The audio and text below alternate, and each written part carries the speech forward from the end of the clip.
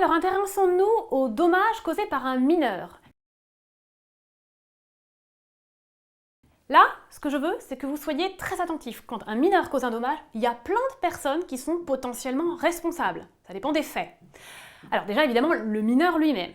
Le mineur, il faut envisager deux hypothèses de responsabilité. Il peut être responsable en tant que fautif, sur le fondement de l'ancien article 1382-1383 ou des nouveaux articles 1240, 1241.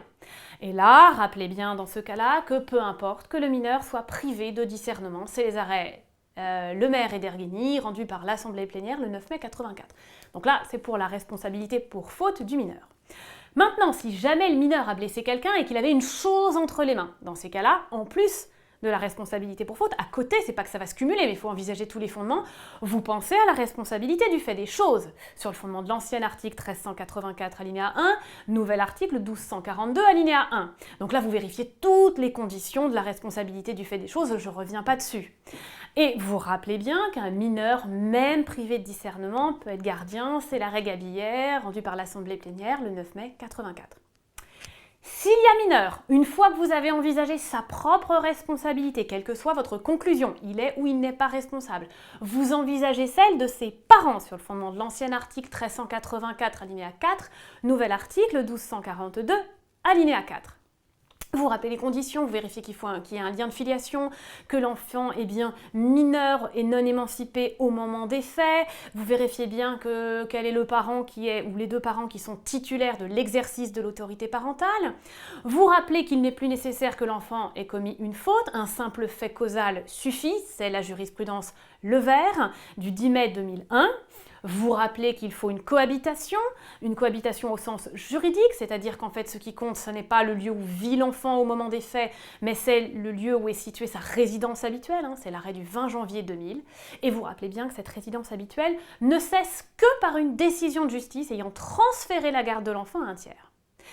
Donc soit vous concluez que les parents sont responsables sur le fondement de cet article 1242 alinéa 4, soit si vous concluez qu'il manque une condition et que donc les parents ne peuvent pas être responsables sur cet article, vous vérifiez quand même que le ou les parents ne peuvent pas être responsables pour faute, c'est-à-dire sur le fondement de l'ancien article 1382 ou 1383, qui est le nouvel article 1240-1241, est-ce qu'ils n'ont pas commis une faute de surveillance? Ils n'ont pas surveillé correctement l'enfant.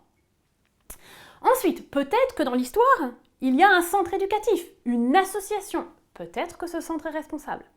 Si les parents ont confié l'enfant volontairement, là, dans ces cas-là, le fondement ne peut être que contractuel. Le centre ne peut être responsable que sur le fondement contractuel.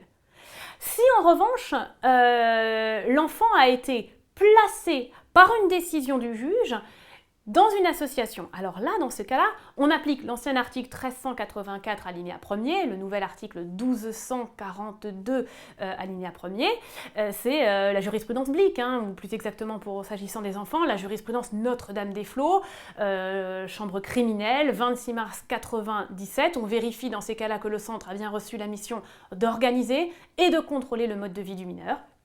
Si c'est le cas, le centre sera responsable de plein droit. En revanche, là, ce qui est délicat, c'est que sur le fondement de ce texte, on n'est pas certain que la jurisprudence exige une faute ou un simple fait causal. Jusqu'alors, elle a toujours retenu qu'il y avait faute parce qu'il y avait une faute. Mais est-ce que le jour où il n'y aura pas de faute, mais un simple fait causal, elle considérera que l'article 1242 est applicable? Je ne peux pas encore vous dire. Alors, éventuellement dans l'histoire, il peut aussi y avoir les grands-parents. On peut avoir confié l'enfant à ses grands-parents. Alors, première chose, vous excluez l'article 1242 alinéa 4, c'est-à-dire l'ancien article 1384 alinéa 4. Ce texte vise les pères et mères et pas les autres membres de la famille. Les oncles, les tantes, les grands-parents ne peuvent pas se voir appliquer ce texte.